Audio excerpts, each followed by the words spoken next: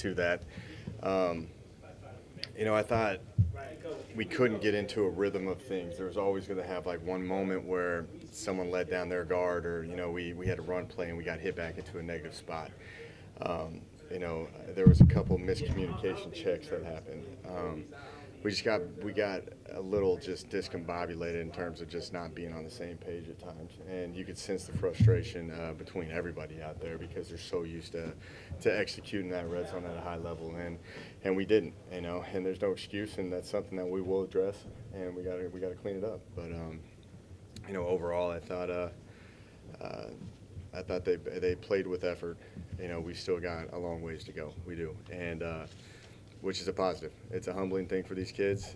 They do have a lot of pressure on them to play perfect all the time, but that's kind of the standard that we've set in that room, and they got to be at least thankful and not take this for granted that they still got a W out of this. But it's back to work, and they understand that we got a lot of room for improvement, and it starts with me, and we'll keep working forward with this. You have to tell them to forget that, though, to forget that expectation. And all the time, and Will does a really good job at that, at handling, that expectation. But, I thought we pressed a little bit too much, and we're trying to do things, without the scheme, without the system, and just kind of reverted to a little bit of last year. But, that's something that we talked about. What I was least pleased with is that they handled it with maturity compared to last week. Last week they went back out there. They were sustaining drives. They were. I don't know what the time of possession was, but it seemed like we were out there for a while. We just weren't finishing the drives, and that goes down to what we've normally been good. And we had a down day in the red zone, and Will did some uncharacteristic things. But hey, that's part of it. I'll take the win, and that's some good motivation moving forward to Iowa State. I think Will's interceptions were more forced errors, or the defense reading and jumping the route. A little of both. It was more on us than anything. They are a very confusing defense. They are in and out of. I think they ran every front imaginable against us in every coverage and doing some things we've never seen before. And that's going to happen. That's what teams are going to do to us. We need to react better to that. But a lot of it was miscommunication. There was some missed signals at times. There was missed checks. And it was going on throughout the course of the game. It was not just down there. That's where it was magnified a lot. It was down in the red zone. But it's just part of it. There's going to be some good teaching tape, and honestly, I don't know if there's another team that could throw as many looks at that out there. So this is good teaching tape for us to keep moving forward and understand that that teams are going to do this to you. So we got to be focused up. Like our attention to detail has to be on every single play, because we were very sporadic.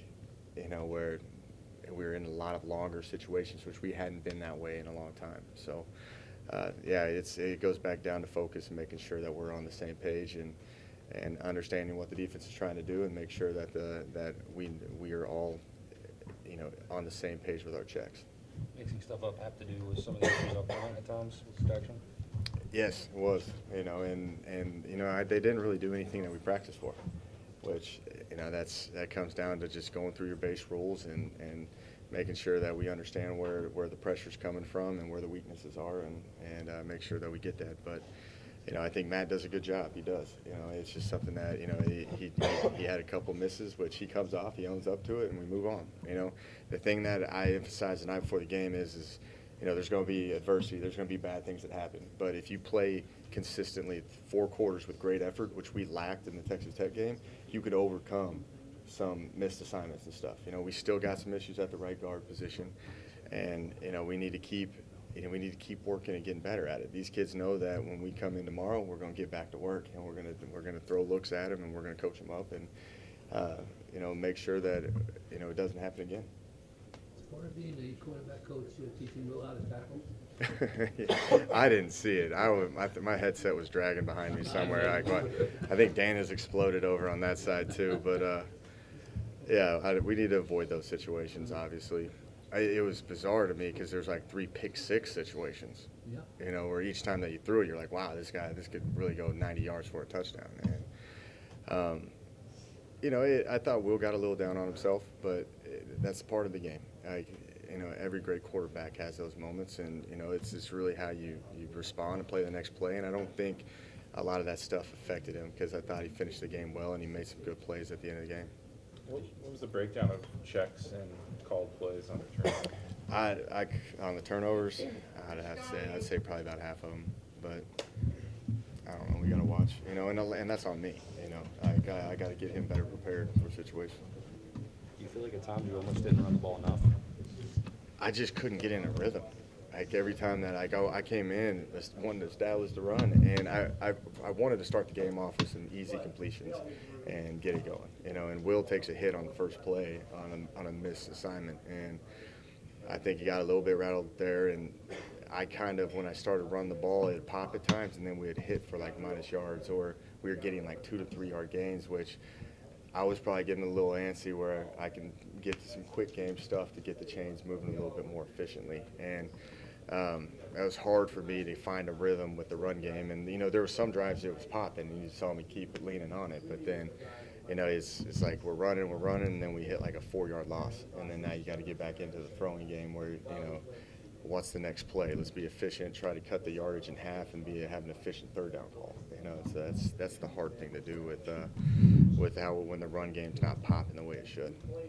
So you had pretty big plays from all three guys, though. Just what's your read on individually how they were doing? I thought they were playing hard. I have no complaints with those running backs. I think that we put them in some tough situations where we're more mis-ID'd and they got free hitters. But when we had it up and those kids run with a sense of urgency or purpose, I think all three of them are solid backs. I feel comfortable with all of them, and I could see them hitting the home run plays. Letty was the one that jumped off today on just making these explosive plays. I thought Pet's third down run on 3rd and 13 and get that was phenomenal. It is a team game. We got to get all 11 on the same page because I think we got some guys playing at a high level. Out of the backfield too. I have a lot of confidence in these guys in the pass game, and how many touchdowns did the running backs have? 2. Total? Yeah. Receiving. 2. That's pretty good. We knew that they struggled with guarding the back out of the backfield, so we had a lot of different ones. That's why Wesco was open on a lot of those. I know one was a holding call, but I think just across the board, we're distributing it the right way. We got to clean up a lot of things. You mentioned, I'm trying to remember when, recently, about quick stuff on the perimeter, which kind of got spent a little bit today too. It did. Because of that, or because we need to do this because let's create other spaces? It's a little of both, but honestly, today was Will was losing his confidence in the run game where he started reverting to some cheaper yardage on the perimeter. If you got to a couple 3rd and 4s, where I was like, listen, you got 2 plays right here. We're in field goal range, and he kept, instead of handing it off, he was just throwing the cheap yardage and getting the first down, which I'm all for that, But we've got to gain the confidence back in everything that we're doing.